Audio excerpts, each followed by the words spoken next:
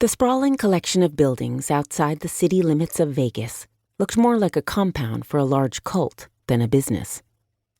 Set in the middle of an acre of barren desert ground, the long, sprawling buildings were constructed out of thick adobe, with solar panels on the roof and basins in the back to recycle the rare rainfall.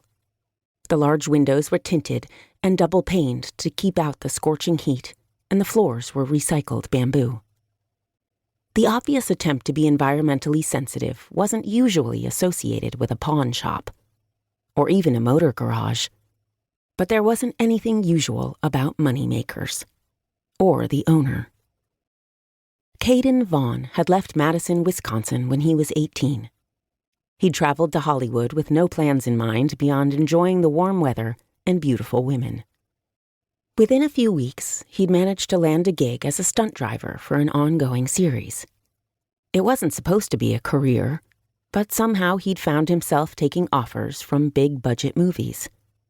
Eventually, he'd been asked to do his own reality show, Do or Die, performing daring stunts that not only provided him the adrenaline rush he constantly craved, but an obscene bank account.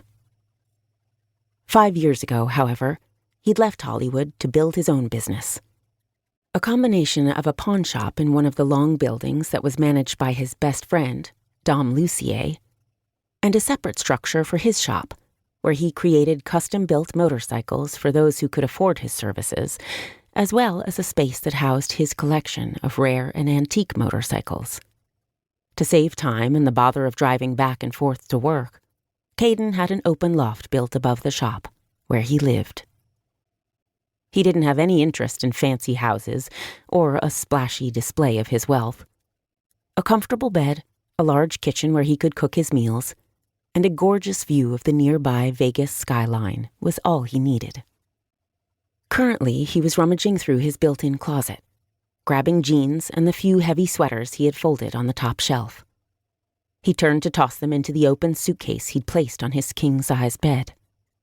For the first time in nearly 5 years, he wasn't packing for a quick trip to Hollywood. He was headed to Wisconsin, the place he'd fled only minutes after receiving his high school diploma.